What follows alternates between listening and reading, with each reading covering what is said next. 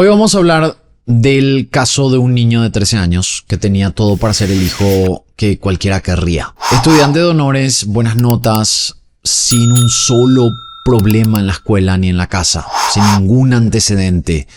Todos los que lo conocían usaban la misma frase para describirlo, y esa frase era que era un buen muchacho.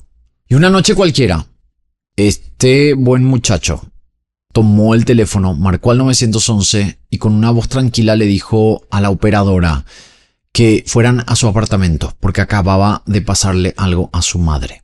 Lo que aún cuesta creer es cómo alguien pudo haber hecho algo así. Hoy vamos a hablar del caso de Derek Rosa.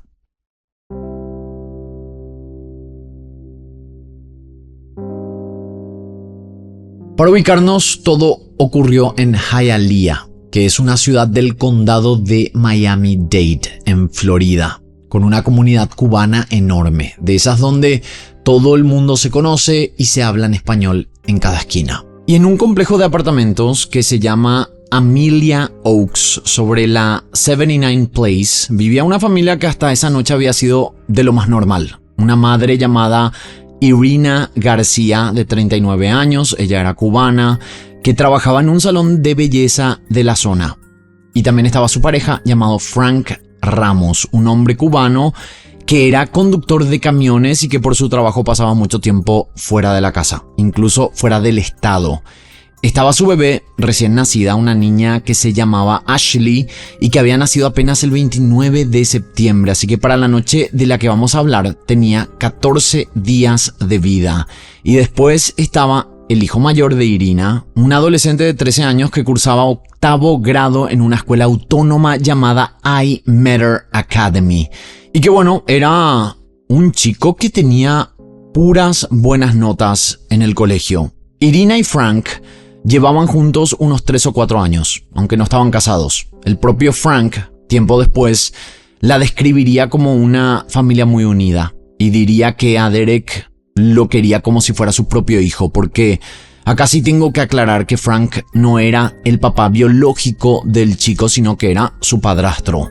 Pero antes de que saquen sus propias conclusiones, déjenme decirles que no es el típico escenario donde no se sabe por ningún lado dónde estaba el papá biológico. Podemos suponer que en eso tuvo algo de suerte Derek, porque su papá, llamado José Rosa, sí que estaba presente en la vida de este muchacho.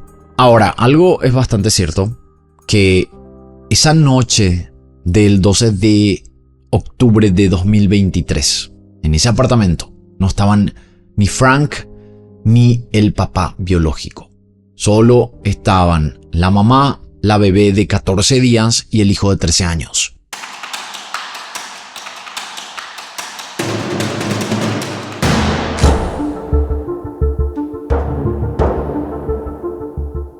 Esa noche, como todas las noches, Irina se aseguró de que la casa quedara en calma antes de irse a dormir. Tenía a la recién nacida a su lado, en la cuna pegada a la cama, y al hijo mayor que estaba en su cuarto. Y por lo que se sabe, nada parecía distinto a cualquier otra noche en ese apartamento. Se acostó y se quedó dormida. Mientras dormía, en algún momento de la madrugada, alguien entró a su habitación. Esa persona se paró al lado de la cama, sobre ella, y empezó a apuñalarla ahí mismo, donde ella dormía sin entender lo que estaba pasando.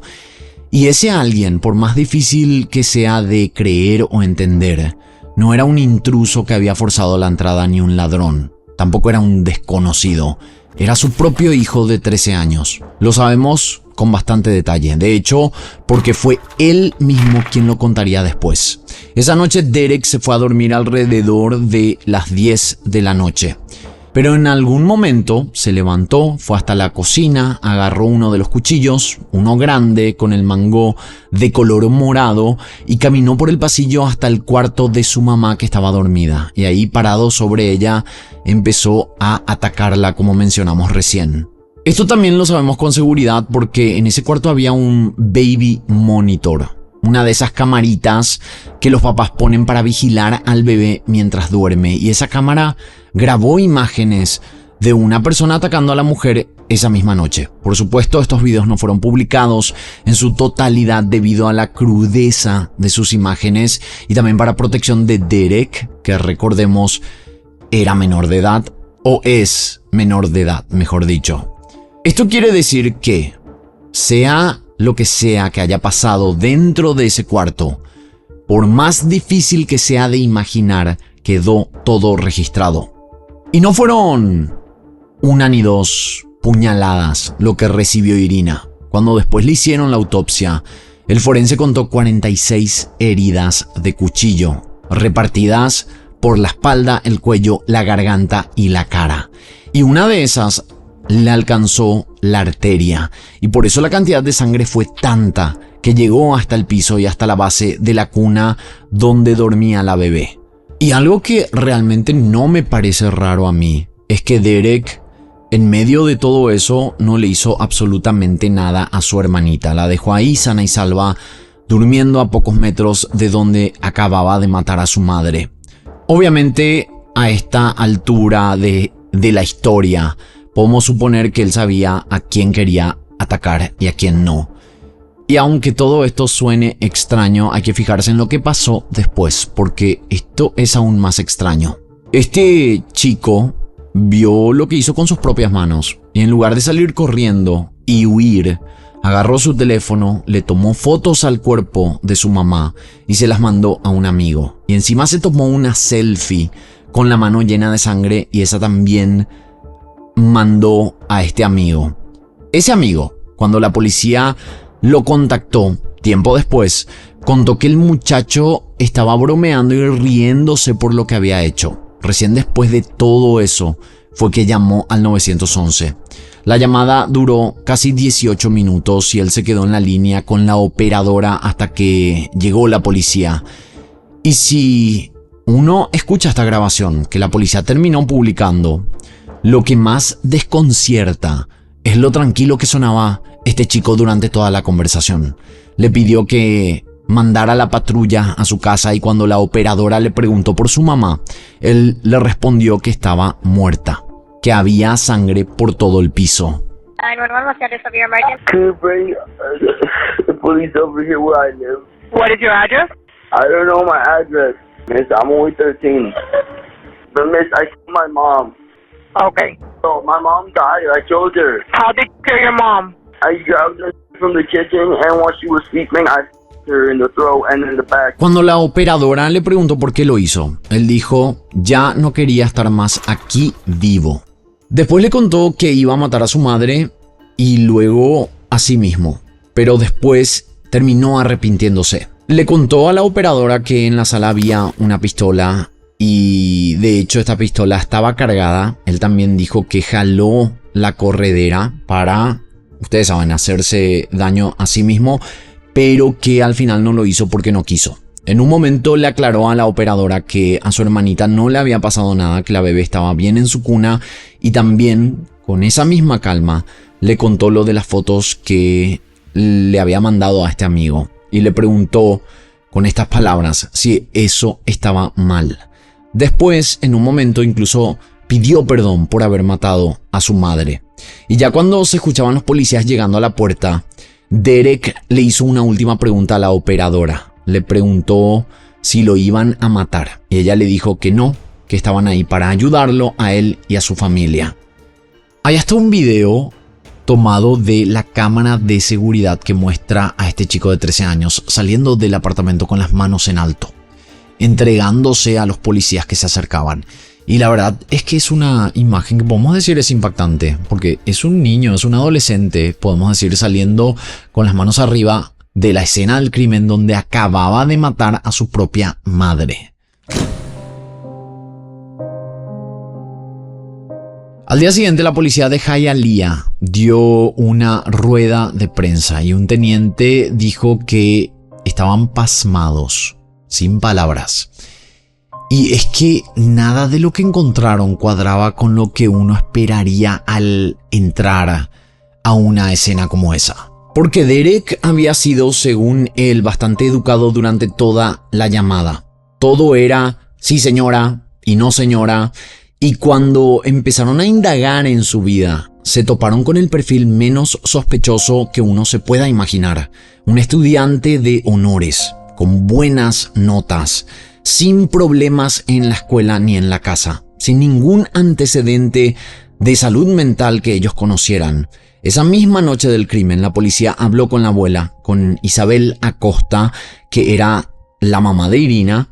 Hay un video de esa entrevista, son unos 13 minutos dentro de un carro en los que un detective le va preguntando cosas mientras ella, cada vez más angustiada, empieza a sospechar lo peor porque a ella todavía no le habían dicho qué había pasado exactamente. La habían llamado para que fuera al apartamento, pero nadie le estaba explicando lo que había pasado. Y en esa entrevista, cuando el detective le preguntó por el nieto, ella lo describió como un niño tranquilo, sin ningún problema médico ni mental. Contó que Irina y Derek nunca tuvieron problemas de agresiones y que él respetaba mucho a su madre. Y durante esta entrevista se dice una frase, esta señora, la abuela, dijo una frase que, viendo todo lo que vino después, es tremenda de escuchar, porque dice que ese niño es un ángel.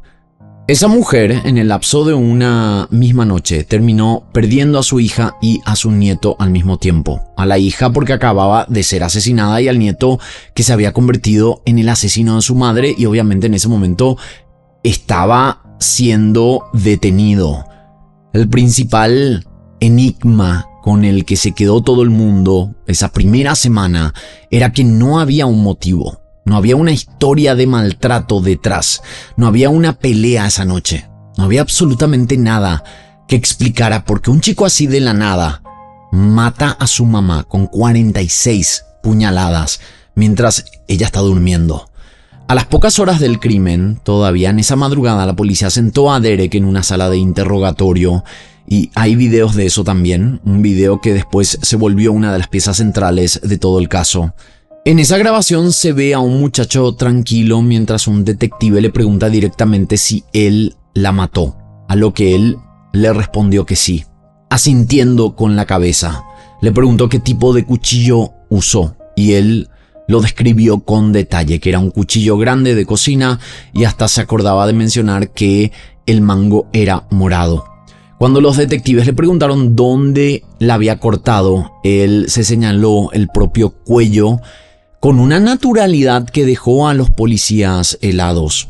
Les explicó que lo hizo ahí mismo, buscando una vena que corre por ambos lados del cuello. Incluso en un momento de la grabación le mostró sus manos todavía manchadas de sangre.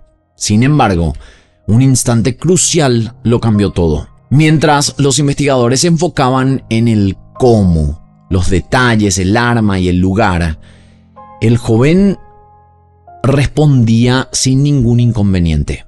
El giro drástico ocurrió cuando cambiaron la estrategia y le preguntaron el por qué. En cuanto quisieron saber sus motivos, Derek se cerró por completo y exigió un abogado. Ante esto, el investigador le preguntó si deseaba detener el interrogatorio y la entrevista en ese momento se dio por terminada. Y es un contraste que en lo personal a mí me impresiona, porque este es un chico que confiesa el cómo hizo todo esto con toda la tranquilidad, que describió la mecánica del crimen como quien cuenta lo que hizo el fin de semana, pero que en el segundo exacto en que le tocan esta pregunta, el por qué, la motivación, empieza a bloquearse. Y la verdad hay que decir que el por qué, la motivación, él nunca lo dio. Estamos hablando de que pasaron más de 2 años y tanto del caso y hasta ahora de su boca no salió una motivación. Con el paso del tiempo, a medida que la fiscalía empezó a armar el caso, empezaron a salir cosas que cambiaron por completo esa imagen del buen chico del que hablaban todos. Y casi todo lo que salió estaba guardado en su teléfono.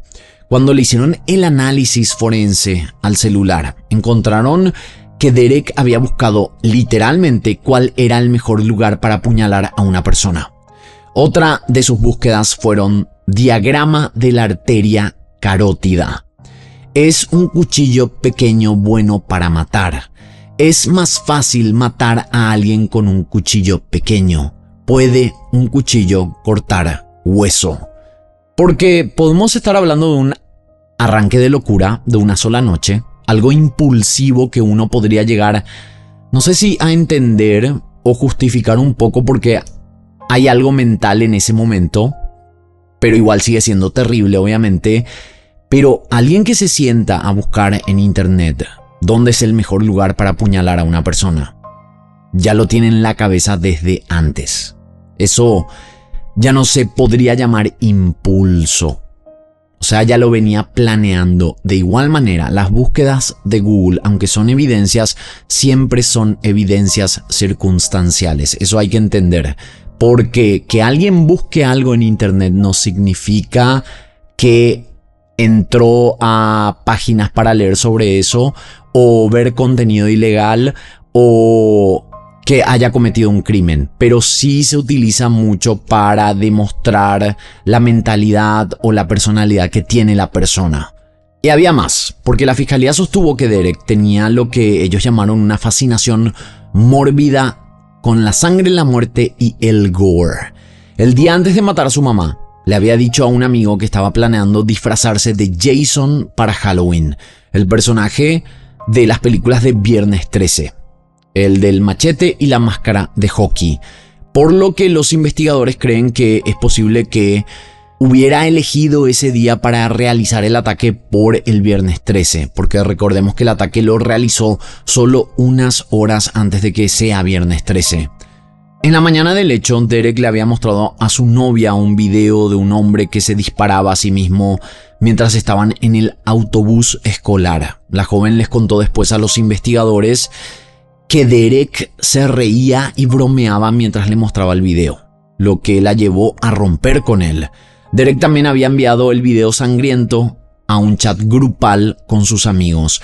Y acuérdense de las fotos que él mismo mencionó en la llamada al 911, esas que les mandó a sus amigos. Bueno, la fiscalía reveló que cuando compartió cierto material en un grupo de chat, le añadió un emoji. Y el emoji era una carita feliz con una pistola apuntándose a la cabeza.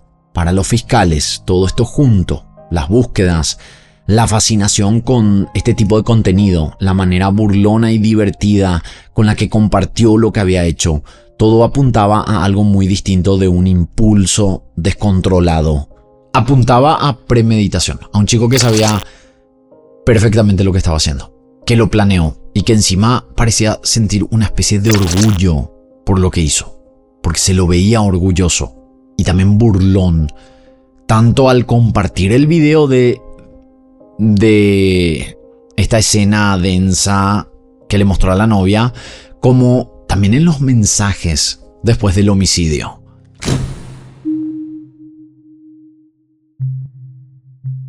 Ahora, podríamos dejar el caso hasta ahí, pero la verdad es que fue mucho más complicado y complejo que lo que acabamos de contar, porque este caso tuvo dos versiones enfrentadas durante más de 2 años, porque estaba también la versión de la defensa que era muy distinta a la de la fiscalía. Los abogados de Derek insistieron desde el principio en que acá había un diagnóstico de por medio, que esto cambiaba todo. Según ellos y según los registros médicos, este chico tenía TDAH y estaba dentro del espectro autista y era emocional y cognitivamente inmaduro para su edad. Una psicóloga del sistema de salud correccional testificó que efectivamente Derek tenía TDAH, que otro médico lo había ubicado en el espectro. Para la defensa, el hecho de que Derek admitiera en la llamada haber pensado en dispararse no era el retrato de un asesino frío y calculador, sino el de un adolescente perturbado que ni siquiera comprendía la magnitud de sus actos. Bajo esta premisa, su estrategia principal consistió en pedirle al juez que invalidara la confesión para el juicio, argumentando que un menor de 13 años recién cumplidos y sin experiencia legal no podía entender realmente su derecho a permanecer en silencio, especialmente cuando se lo vio visiblemente confundido por la terminología técnica que utilizaban los investigadores. La fiscalía refutó este argumento de la defensa, señalando que al ser interrogado sobre su estado, el joven respondió con total tranquilidad, que se encontraba bien, sin mostrar confusión ni angustia. El detective a cargo testificó que tuvo un cuidado especial debido a la edad del menor, asegurándose de que comprendiera sus derechos Miranda, y afirmó que Derek se comunicó de forma clara, despierta y coherente. Sin embargo, el caso dio un giro inesperado cuando la defensa comenzó a explorar una teoría complementaria distinta que apuntaba hacia otro sospechoso. Estamos hablando del padrastro, Frank Ramos.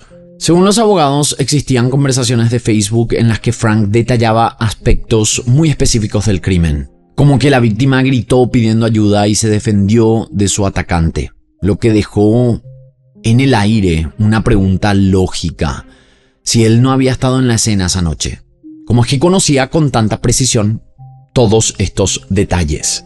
Por si fuera poco, la defensa presentó argumentos basados en los análisis de laboratorio del cuchillo de cocina, sosteniendo que la interpretación de los perfiles genéticos encontrados sugería la presencia de material genético de otra persona, insinuando que podía ser el mismo Frank quien mató a Irina. Pero la fiscalía frenó esa línea en seco.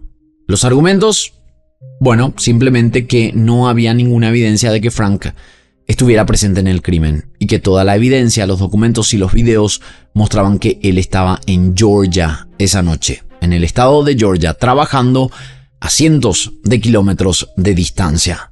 De hecho, la manera en que Frank se enteró de todo fue viendo por la cámara Ring del apartamento en el momento que la policía llegaba y arrestaba a Derek. O sea que el hombre estaba lejos, mirando por el celular en tiempo real cómo se llevaban a su hijastro. Y el propio Frank Ramos llegó a responder a estas acusaciones. Dijo que él era otra víctima más en todo esto, que no tenía nada que explicarle a nadie y que eran los fiscales los que tenían el control de todo.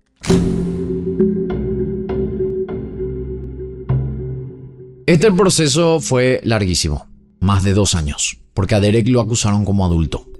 Un gran jurado lo imputó por asesinato en primer grado, y eso en el estado de Florida, aunque uno tenga 13 años, puede significar cadena perpetua o un mínimo de 40 años de cárcel.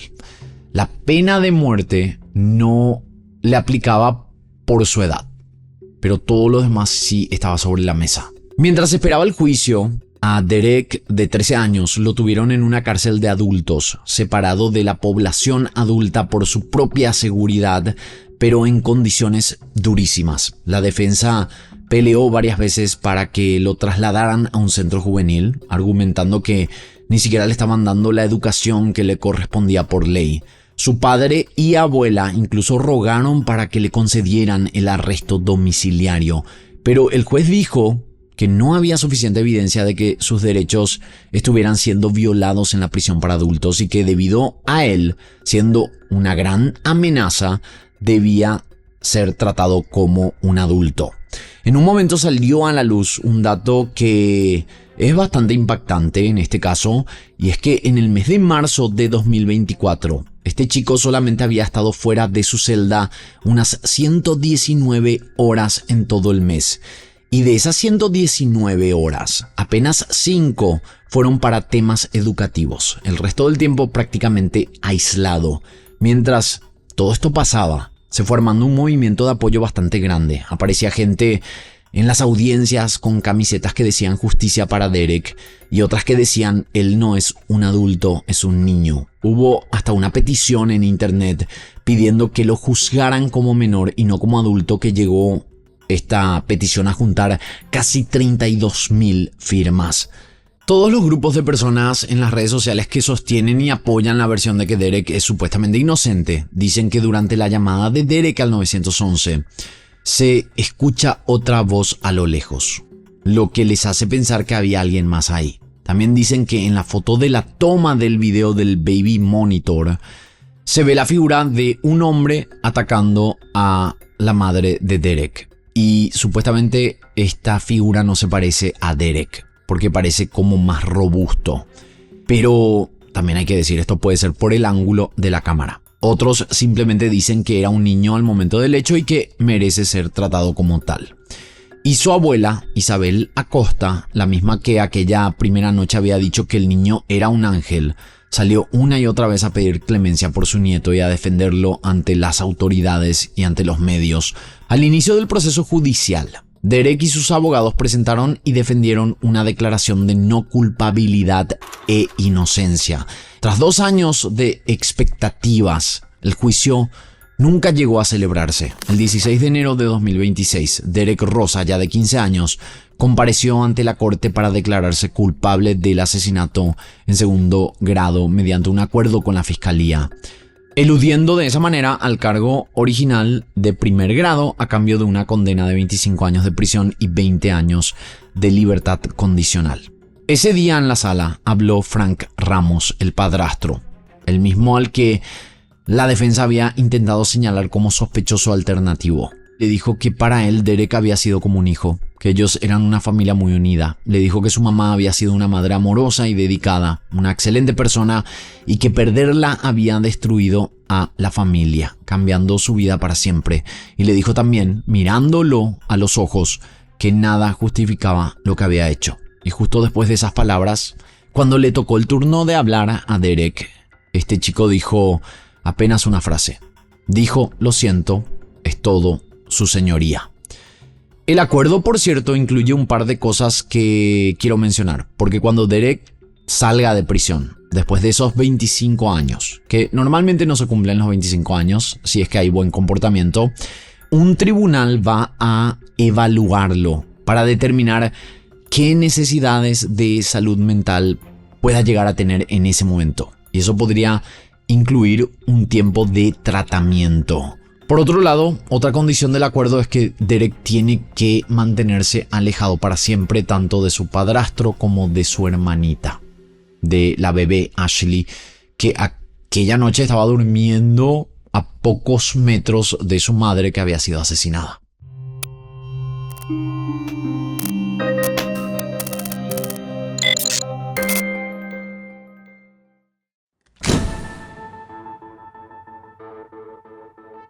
Pero acá no termina esta historia, porque aunque el caso ya está cerrado legalmente, con una confesión, una declaración de culpabilidad y una condena firme, a mí me parece que hay una pregunta que quedó abierta y que probablemente no se cierre nunca. Y es que en el fondo este caso siempre fueron 2 historias contando lo mismo desde veredas opuestas. Por un lado tenemos la versión de la fiscalía, la del chico que se sentó a buscar en internet dónde apuñalar a una persona que decía querer ser como Jason, el de las películas de terror, que apuñaló a su mamá 46 veces mientras dormía y que después le sacó fotos al cuerpo para mandárselas riéndose a sus amigos con una carita feliz.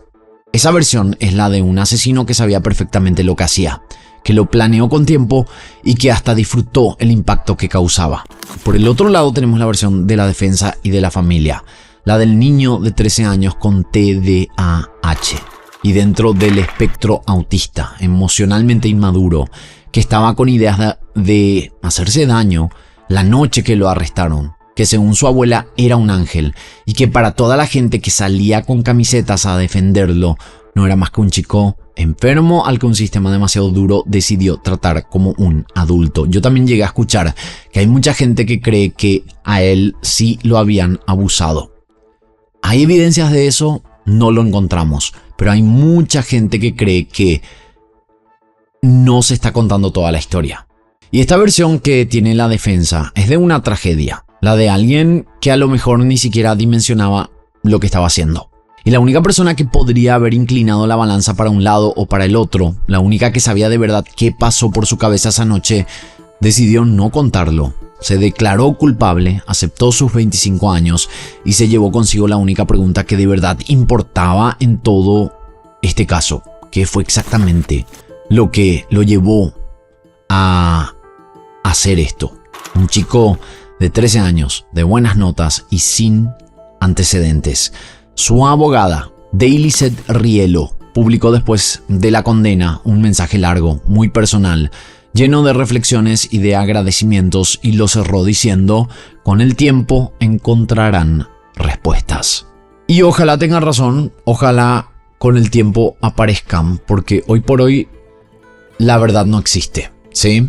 Hasta aquí el caso del día de hoy. Espero sus comentarios aquí abajo. Yo sé que este es un caso muy polémico. Quiero saber si concuerdan con la versión de la fiscalía, la versión de la defensa o la versión del público. Porque también hablamos de que hay mucha gente, esto yo lo vi en videos de TikTok, lo vi en blogs, en redes sociales, de que la gente cree que acá no nos están contando toda la historia, que quizás hubo abuso. Como dije, no hay evidencias de eso, por lo menos nosotros no encontramos. Si ustedes saben de eso, escriban acá abajo. De esta manera nosotros nos encontraremos en la próxima historia.